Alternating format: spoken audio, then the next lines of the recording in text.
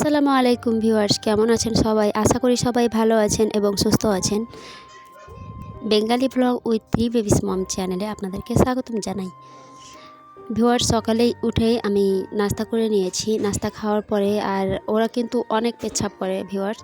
ওরা মানে আমার এতটা নাই, যোগ্যতা নেই যে ওদেরকে আমি প্যাম্পাস প্রত্যেকদিন পড়াবো। তো আমার 3টি বাচ্চা, তো 3টি বাচ্চাই পেচ্ছাপ করে। তো আমি কী করি যে প্লাস্টিক বিছিয়েছি আর তার উপরে ক্যাথা আর তারপরে ওদেরকে ঘুমাই আর সকালে উঠে সেগুলোকে পরিষ্কার করে নিই। আবার যখন আজকে কিন্তু রৌদ্রটা ভালো আছে, শুকাতে কিন্তু এতটাই হবে না। তো আমি প্রত্যেক দিন এটা আমার কাজ, মানে রুটিন হয়ে গিয়েছে এটাই বলতে পারেন। আর যখন দেখা যায় যে বৃষ্টি পড়ছে, শুকানোর কোনো হচ্ছে না, তখন আমি পাতলা পাতলা যেগুলো ওড়নি আমি যেগুলো উড়ি, মানে যেগুলো পুরাতন, ওগুলো আমি বিছিয়ে দিই আর ওগুলো কিন্তু ইজিলিভাবে শুকিয়ে যায়। আর ভিউয়ার্স, এখানে কিন্তু সরকার থেকে খিচুড়ি দেওয়া হয়, তো সেটাই খিচুড়িটা আমি টিফিনে নিয়ে আসি। তো সেটা কিন্তু থালাতে আমি ঢালছিলাম, তো একেবারে এমন চিপকেছিল নিচে যে নামতেই চাইছিল না খিচুড়িটা।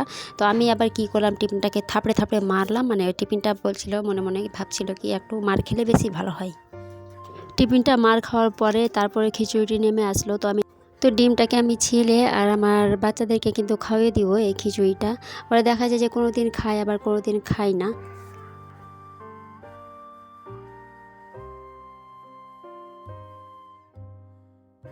খিচুড়িটা নিয়ে আসার পরে ভিউয়ার্স, এত গরম পড়েছে, বাচ্চারা একেবারে ক্লান্ত হয়ে গিয়েছে, মানে বেশি দূরে না তবুও রোদ্রে ক্লান্ত হয়ে গিয়েছে।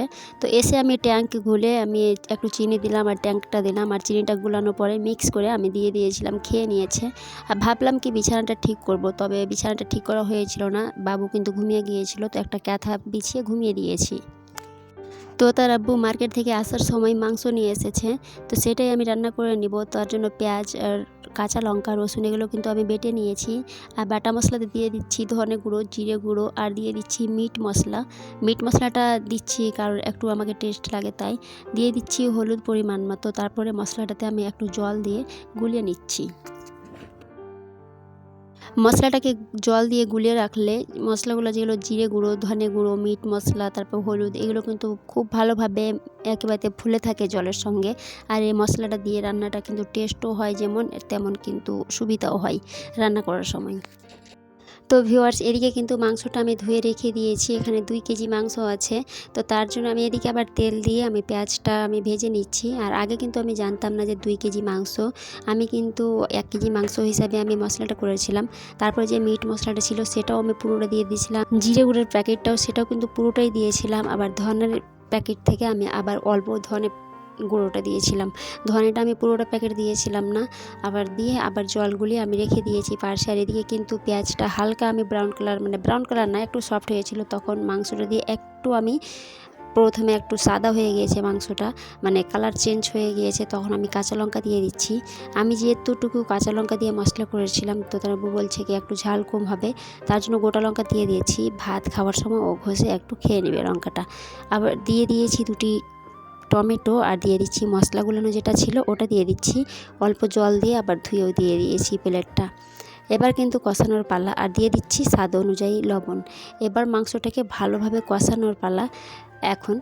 আর এখন কিন্তু আমি আঁচটা একদম কমে রাখবো না, একেবারে হাই মিডিয়ামে আঁচটা আমি রেখেছি। আর তারপরে আমি এটা তেল ওঠা পর্যন্ত এই মাংসটাকে কষিয়ে নিয়েছি। কষানোর পরে ভালোভাবে যখন মাংসটা কষানো হয়ে গিয়েছিল, তখন কিন্তু আমি হাফ গ্লাস জল দিয়ে একটু গ্রেভিটা রেখেছিলাম। তো তার বউ কিন্তু বলেছিল একদম ঝোল করবা না, আর পোলট্রির মাংসতে এরকমই কিন্তু ঝোলটা ভালো লাগে না। তার জন্য আমি হাফ গ্লাস জল দিয়ে যতটুকু গ্রেভি ততটুকু গ্রেভি রেখেছিলাম। এখন কিন্তু দেখতে পাচ্ছেন রান্নাটা কমপ্লিট, এখন কিন্তু গ্যাসটা বন্ধ করে দিয়েছি। আর তারপরে যে ভাতটা আমি রান্না করেছিলাম, মাড়টা বের হয়েছে, ওই ভাতের মাড় দিয়ে কিন্তু আমি 2টি গেঞ্জি আমি ডুবিয়ে দিব, তো তার আবার আমার ছেলের। এগুলো কিন্তু মাড়ে যদি ডুবানো যায় তো দেখা যায় যে একেবারে গেঞ্জি বা যে কোনো কাপড় একেবারে ডিপ ক্লিন হয়ে যায়। তার জন্য আমি মাড়ে ডুবিয়ে দিলাম। কিছুক্ষণ পরে আমি এটা কিন্তু পরিষ্কার করে আমি শুকাতে দিয়ে দিব।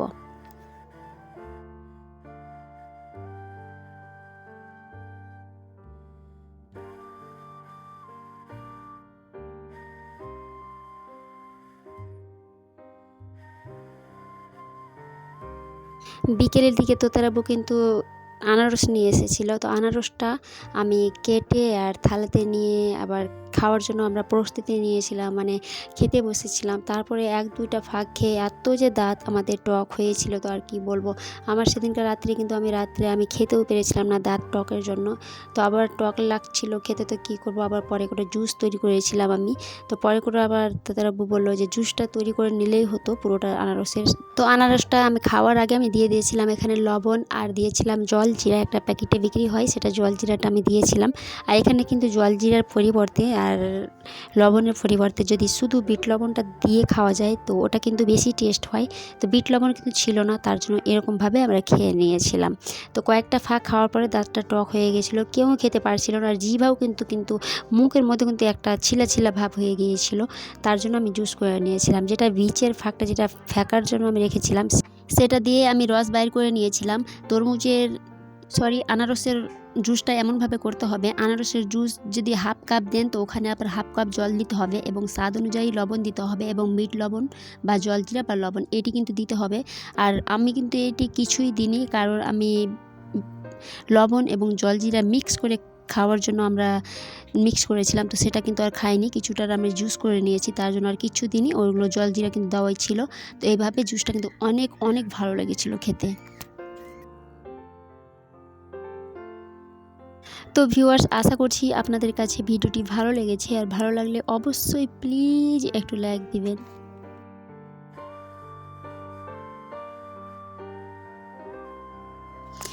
এবং আমার এই ছোট্ট ফ্যামিলির সঙ্গে অবশ্যই জয়েন্ট হবেন, এতে আমি অনেক অনেক হ্যাপি থাকবো। আর সেই হ্যাপিতেই কিন্তু আমার বাচ্চারাও হ্যাপি থাকবে, তার সাথে সাথে আমার বাচ্চারা হ্যাপি থাকবে, মানে আল্লাহ তাআলাও হ্যাপি থাকবে। তো অবশ্যই লাইক দিয়ে চ্যানেলটির পাশে থাকবেন। সবাইকে জানাই আসসালামু আলাইকুম, আল্লাহ হাফেজ।